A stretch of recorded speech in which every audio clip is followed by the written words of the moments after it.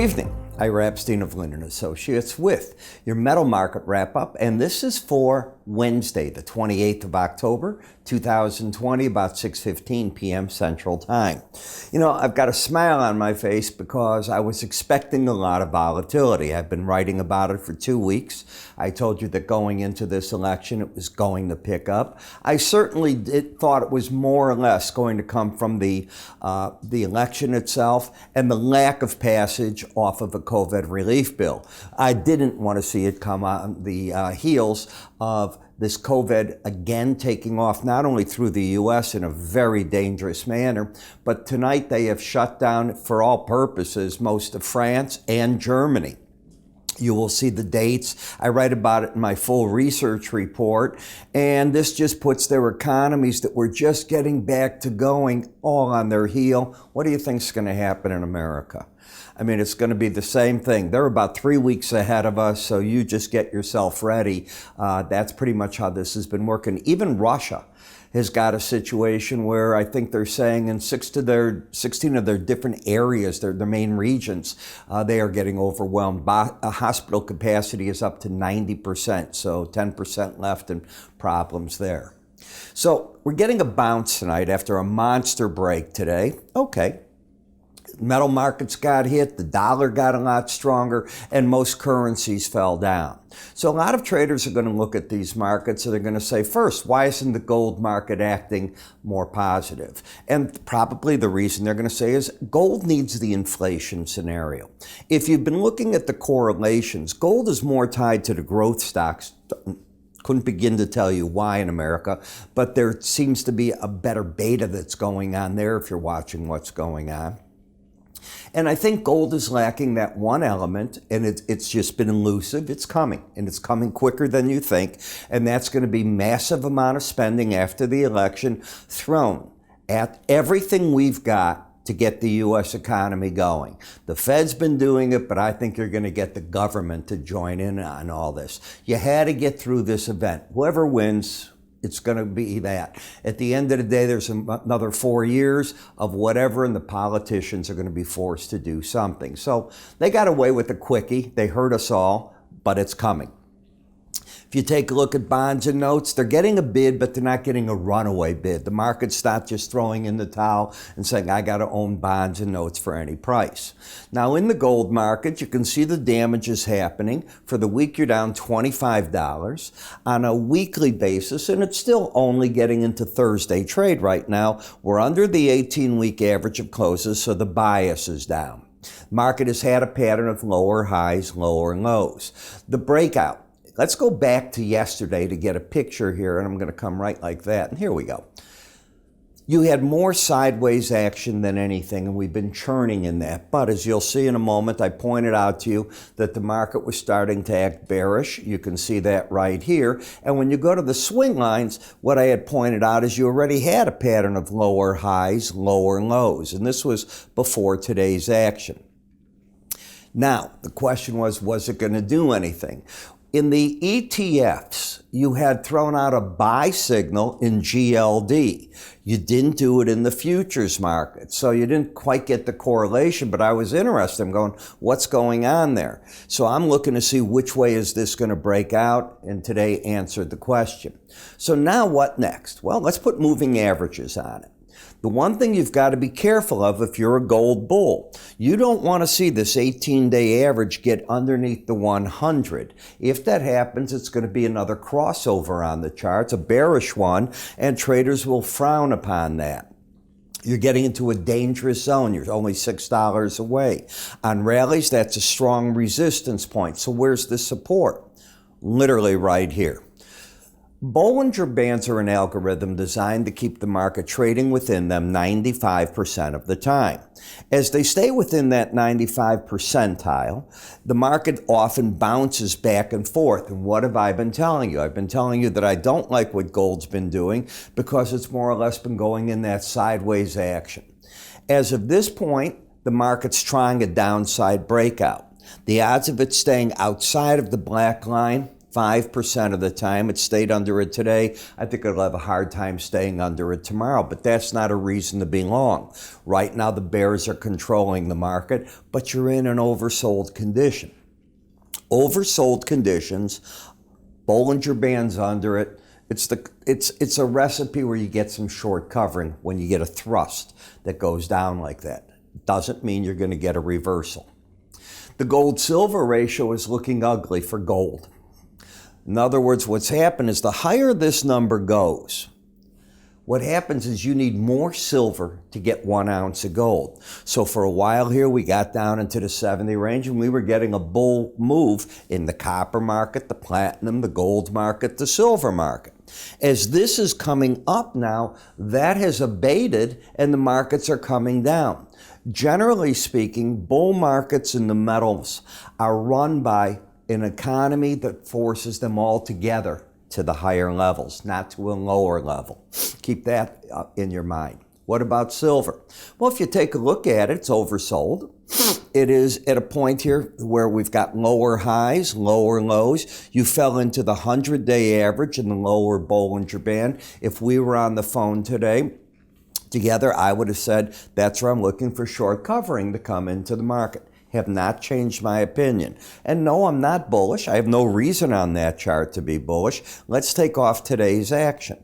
You've been fighting at the 18-day average of closes. The pattern is still one of lower highs, lower lows, but the bias was staying up. You had one day where it went down, the next day it came up, and today it lets go to the downside. But everything, as we know, let go.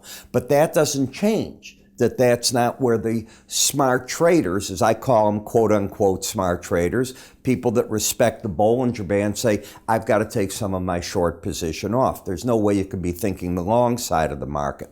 Do I think that longer term traders that are just those people, and you've heard me say this over and over, that close their eyes and buy the 100-day average and the 200-day on deep breaks like this have disappeared? No, I think they're right there. And I think they'll be there at 2015 should you get down to that level. These are the people that will say, I've seen this scenario, the election will come and go regardless of who wins, the economy's going to get back on track, money's going to be thrown at it, and it's going to pick up, and with it the metals will go. That is the mentality those people will have.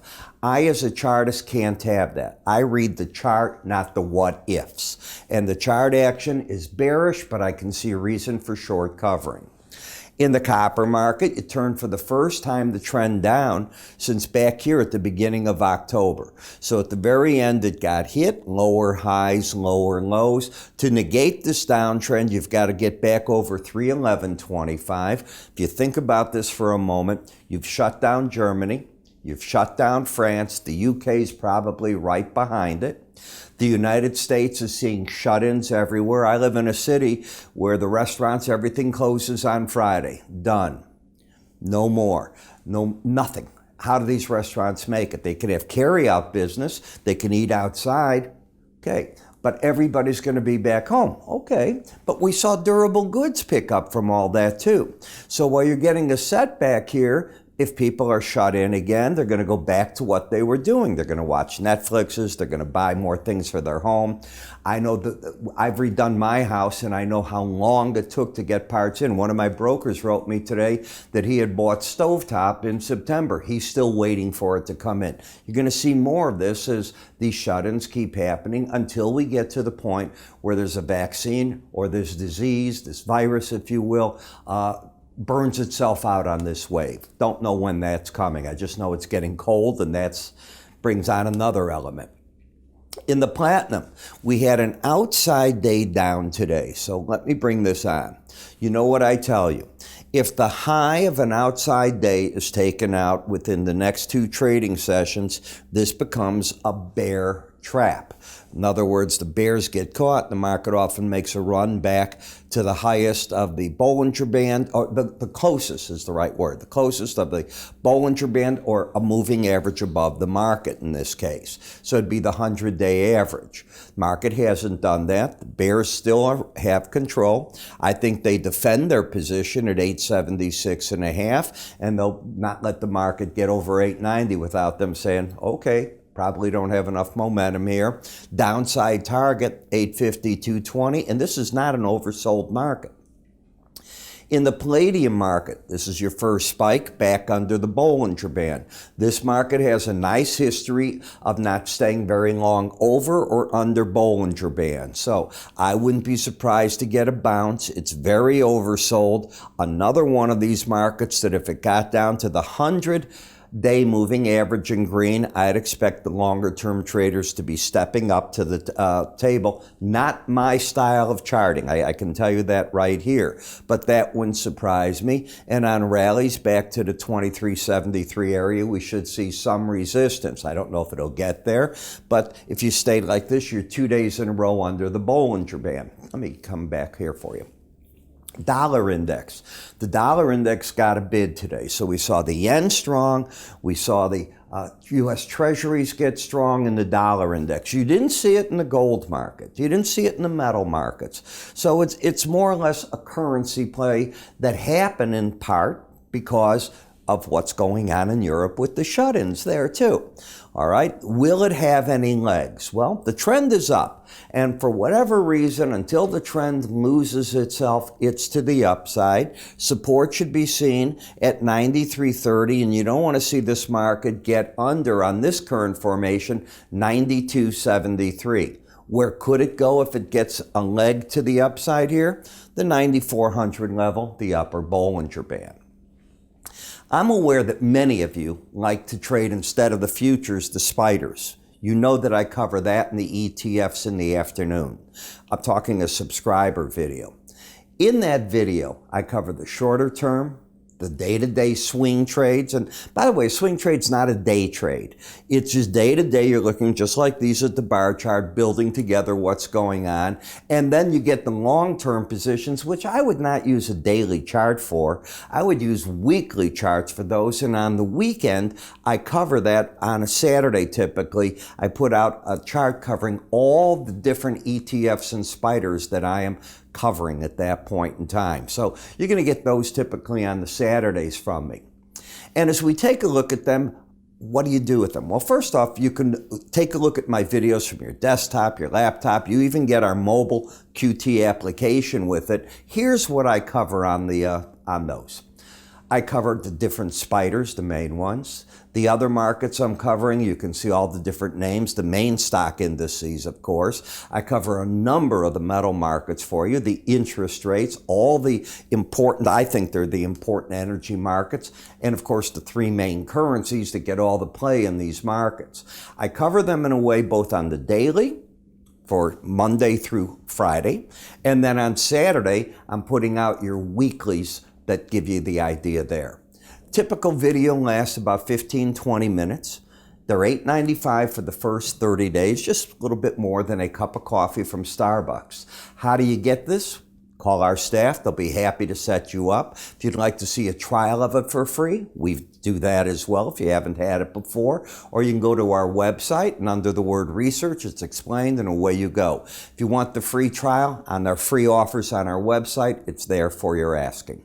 I'm Ira Epstein. You have a good day. It's going to be a crazy week all week long, but I think the mass of what was crazy probably occurred today.